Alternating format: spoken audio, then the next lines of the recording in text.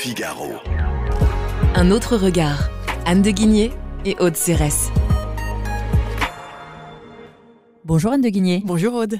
Anne, dans votre chronique Un autre regard de cette semaine, vous n'êtes pas très optimiste. Et vous nous dites que la France est démunie face à la crise qui vient. Mais oui Aude, j'aimerais être optimiste, mais franchement, c'est difficile. Donc on est tous bien au courant que la conjoncture mondiale économique n'est pas rose. Donald Trump a lancé une féroce guerre commerciale. Certes, il a suspendu pour 90 jours les droits réciproques. Reste que les droits sur l'acier et l'aluminium, l'automobile demeurent à 25%. Et puis, il a suspendu les droits de 20%. Nous avons toujours en Europe des droits de 10%. Donc c'est un véritable choc pour l'économie. Et d'ailleurs, les économistes pensent que la croissance mondiale de 2025 sera tout juste légèrement supérieure à 2%, ce qui est quand même le niveau le plus bas depuis la pandémie. Et puis Aude, je ne préfère même pas parler d'une hypothèse qui serait catastrophique, qui serait que le conflit vire à la guerre d'échange, et certains conseillers de Donald Trump le veulent.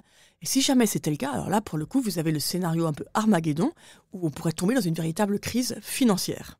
Et dans ce scénario, et même aujourd'hui, la France est bien sûr exposée à ces soubresauts. Si malheureusement, ce qui n'est pas le cas aujourd'hui, vous avez une crise financière, évidemment la France souffrira beaucoup. Et même dans ce simple qui est déjà dramatique cas de guerre commerciale, la France est évidemment touchée. 28 000 entreprises françaises exportent aux États-Unis, seront touchées par les droits de douane en augmentation pour l'instant de 10%. Et puis vous savez, même si le conflit se focalise plus sur la Chine, l'industrie française souffrira beaucoup parce que l'essentiel des débouchés de l'industrie française aujourd'hui, ce sont les grands groupes allemands.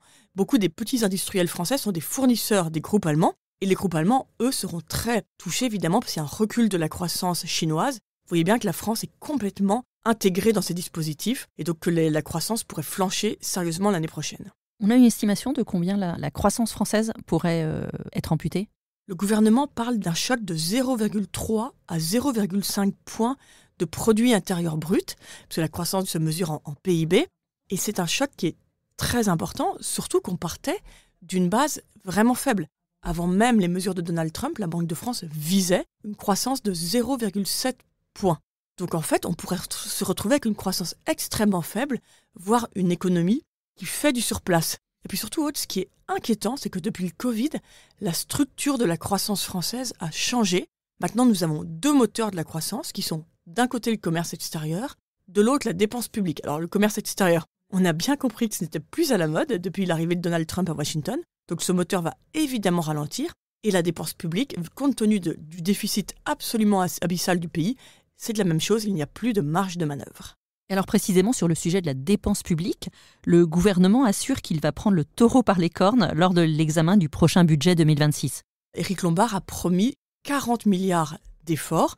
Ce qui nous dit bien en effet qu'il n'y a plus de marge de manœuvre s'il réalise ces efforts. Mais surtout, malheureusement, moi je crains quand même un certain attentisme parce qu'on connaît l'environnement politique du pays.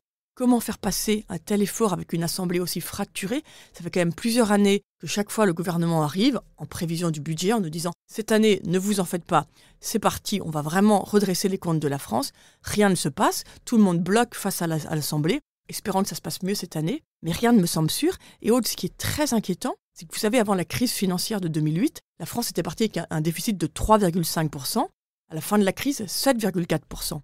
Dans la crise du Covid, départ 2,4% de déficit, arrivée 8,9%. Et là, si malheureusement les choses tournent vraiment au vinaigre et que nous avons une grande récession, nous démarrons avec un déficit de 5,8%. C'est complètement historique. Il n'y a aucune raison d'avoir un tel déficit avec une croissance qui n'était pas formidable, mais qui existait, qui tenait. Donc la France a aujourd'hui un déficit de 5,8%, alors que tout va bien. Que va-t-il se passer si jamais la crise arrive ? Merci beaucoup Anne. Je rappelle qu'on peut retrouver votre chronique Un autre regard sur Figaro Radio, le site du Figaro et toutes les plateformes d'écoute. À bientôt. Merci Aude. Geoffroy Caillé, rédacteur en chef du Figaro Histoire. Le 29 mai 1453, Constantinople tombait aux mains des Ottomans après 55 jours de siège. Le Figaro Histoire fait le grand récit de cette bataille épique et retrace l'histoire tumultueuse de l'Empire byzantin. Le Figaro Histoire, 1453, les derniers jours de Constantinople, en vente chez votre marchand de journaux.